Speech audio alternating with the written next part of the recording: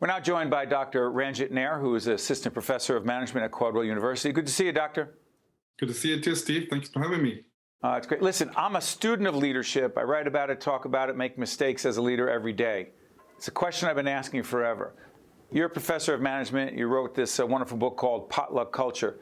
Is there a difference between leadership and management? And if so, what is it? Yeah, lots of differences, but there's a lot of similarities too.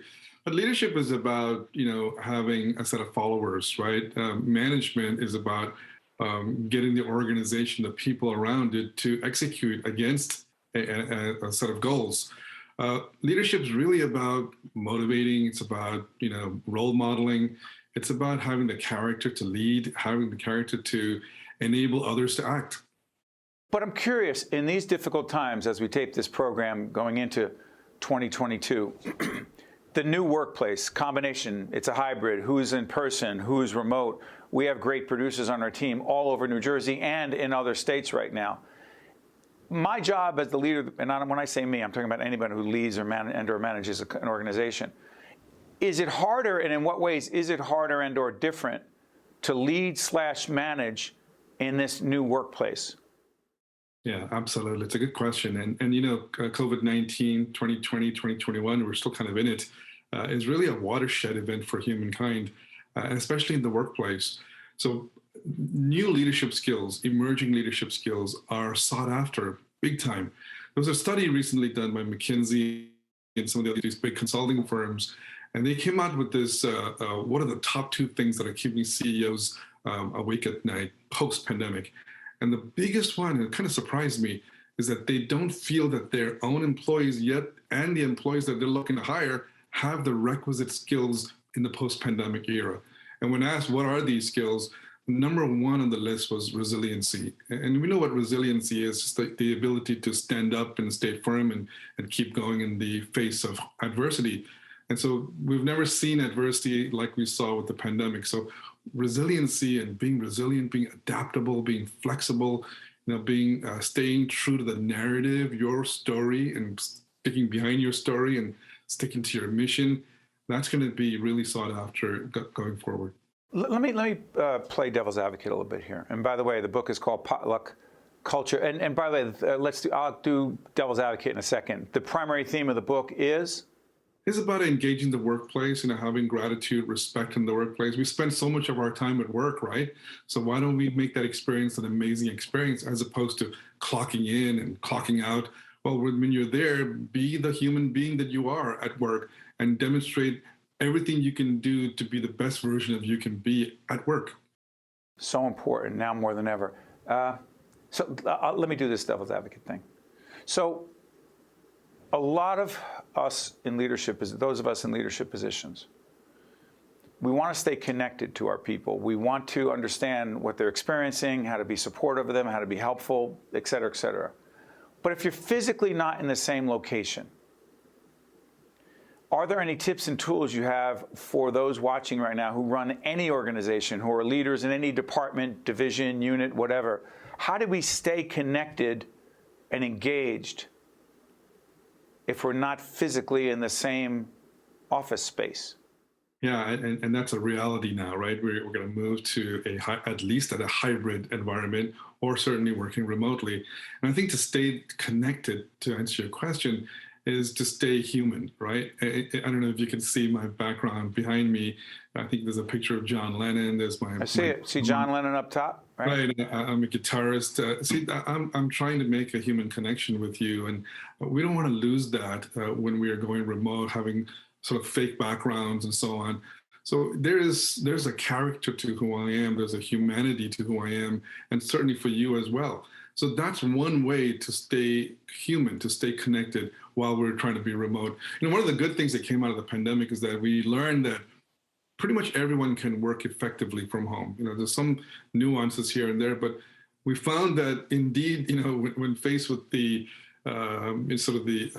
unexpected outcomes of the pandemic, we were pretty resilient. We were able to work from home remotely, and that's going to be a mainstay going forward. But what we don't want to lose is we don't want to lose that human touch. We don't want to lose that humanity, the personality. And I think the more important thing there, Steve, is we have to be, we often use the word empathy, Yeah, I was just kind of thinking of empathy, and Dr. Daniel Goleman, emotional intelligence. A big part of emotional intelligence, I won't get on my soapbox, is this ability to empathize with others. Is it harder to empathize if you're physically not together, or if we're committed? I don't want to answer my own question. If we're committed to being empathetic and caring about others, it doesn't matter where you are. You tell me.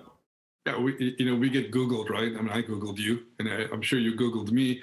Well, that Googling can be part of empathy, right? Putting yourself in the shoes of that person, learning about that person before you have that remote connection with them or that remote work experience. There's a lot that we can do to do our homework to beef up our empathetic orientation. And of course, while we're in the moment or in the video with that person while at work, there's a lot of things we can do to feel what our coworkers feeling, asking them how their day is going, what's bothering them, and how they can be of help. So empathy can go a long way, very broad and very deep. Real quick, by the way, Caldwell University, a higher ed partner of ours, I've taught there for many years in a doctoral program for educational administrators who we did it remotely last year. I'm hoping we can do it in person this year. Before I let you go, do you differentiate between empathy and showing, quote, gratitude for your team members? I think they both come hand in hand. Empathy is as they say in that famous book, Atticus Finch. He said to really Kill a Mockingbird. Exactly. It's a legend of a book, and he said something like, to demonstrate true empathy, you got to crawl into the skin of that person.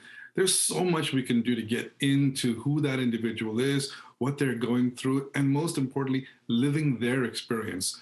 But gratitude goes hand in hand with that. As I mentioned before, we spend so much of our time in economic or business environments or college or studying, less fun, more work. Well, in that regard, it's always good to turn to someone and say, really appreciate what you've done, and thank you for being here. And I want to recognize you for what you've gone through, what you've accomplished. The more we do that, the better it is for the workplace. As I let Dr. Nair go, it's so interesting how he said that, thanking people, showing gratitude, appreciation. There's some people in my other life that I've coached over the years as leaders and managers who say, what do you mean? I'm going to thank someone for doing their job? And I'm thinking, you can never really say thank you enough. And people don't get tired of hearing it. So don't take it from me, take it from Dr. Nair. Hey, Doctor, thank you so much. I'm looking forward to hopefully seeing you on campus. Thank you. And I'm teaching that leadership program tomorrow. So the same one you taught. Thank you, Get them ready. Thank you, Doctor. That's Dr. Nair from Caldwell University, and we're right back right after this. State of Affairs with Steve Adubato is a production of the Caucus Educational Corporation.